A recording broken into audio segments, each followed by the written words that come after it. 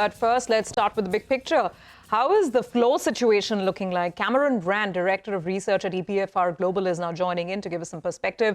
Cameron, hi, great to have you on the show. So we are rounding up the end of the financial year here in India, and it's gotten a little wobbly in the last couple of days, coupled with some commentary that we're picking up that perhaps flows are now seeking a home in China as well. So just give us your perspective on what overall equity flows into Asia have been looking like and where India stacks up. So you're certainly right that flows towards emerging Asia have lost considerable momentum over about the past 10 days. What we're not seeing is them go to China in any meaningful way. So yes, less money chasing direct exposure to India. No immediate sign that it's rotating towards China, which obviously has its own issues. In general, the focus in the past week or so has been Japan, after the Bank of Japan made its well-telegraphed decision to end the negative interest rates and the yield control program on the 10-year bond. So there's definitely sort of a little bit of a watch and wait quality to the commentary and the flows that we've been seeing in the past week. So Cameron, just comment on this point about Japan, right? Japan has raised interest rates for the first time in 17 years. No longer it's a negative interest rate regime. Considering that yen is used as a medium for carry trade, how, in your opinion, how do you think this impacts flows going ahead? Well, the potential is certainly there for it to be quite disruptive.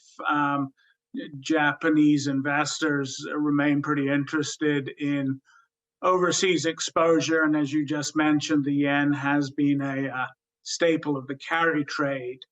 That said, I think that interest rates will have to move a little higher and a little more consistently for things to really unwind. So at the moment, most of that, I think, remains in the realm of theory rather than tangible impact on foreign markets. Hi, Cameron. Good morning and good to see you in. Nigel on this side. You know, the last time that we chatted, you were talking about India getting $600 million odd of inflows, and you didn't see any sign of it cooling off. You know, what have you noticed last then? Is there some cool off in terms of the dedicated flows to India, or no sign at all? Yes, finally have seen, and really it was only last week when flows sort of dropped into the 100 million range, which is still a pretty healthy weekly inflow by historical standards, but compared to what dedicated India funds have been getting used to, it's actually the lowest in weekly inflow in several months. That said, it wasn't just India funds that saw a much more cautious approach last week. There have been obviously major central bank meetings to pay attention to, and we're in that end of quarter gap when the one earnings season is over and another is about to begin.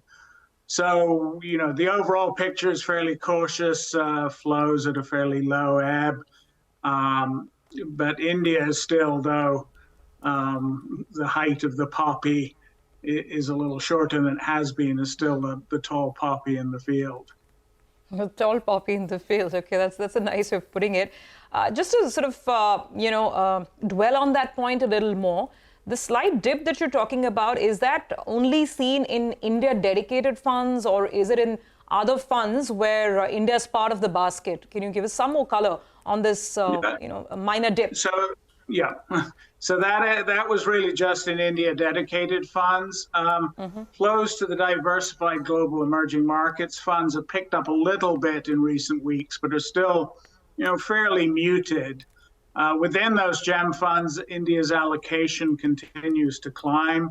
It's at a record high at the moment. But unfortunately, since those funds aren't getting much fresh money to allocate, it doesn't do India as much good as it might in more broadly enthusiastic periods for emerging markets. All right, Cameron, what about other asset classes? Gold is twinkling. Are we seeing increased flows out there? I mean, what is your sense that you're seeing? How does it compare with the average?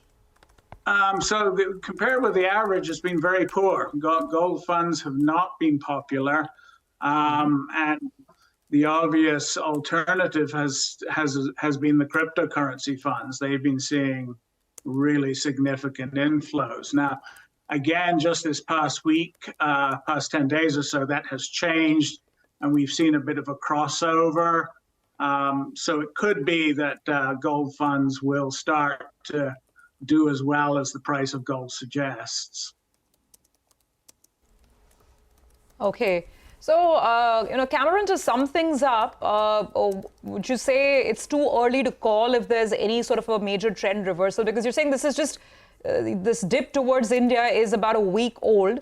And also to go back to that point on Japan, I mean, any estimations or any sort of a rough framework that you're working with, how that major macroeconomic event could start influencing the way money's flowing around Asia specifically?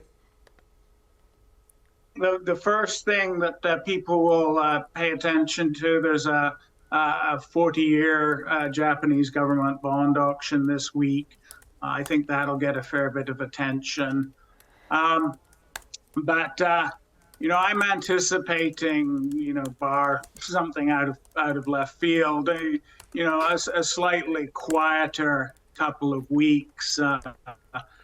Equity indexes have soared to fresh record highs and sort of moved out of many people's comfort zones. Debt issuance is at very high levels, certainly in Europe and the US, and there's an undercurrent of unease about the market's ability to absorb that. And there's the Japan card. So I think it's going to be softly for a couple of weeks. Cameron, we'll leave the discussion here for now. Thank you very much for joining in. Have a good night.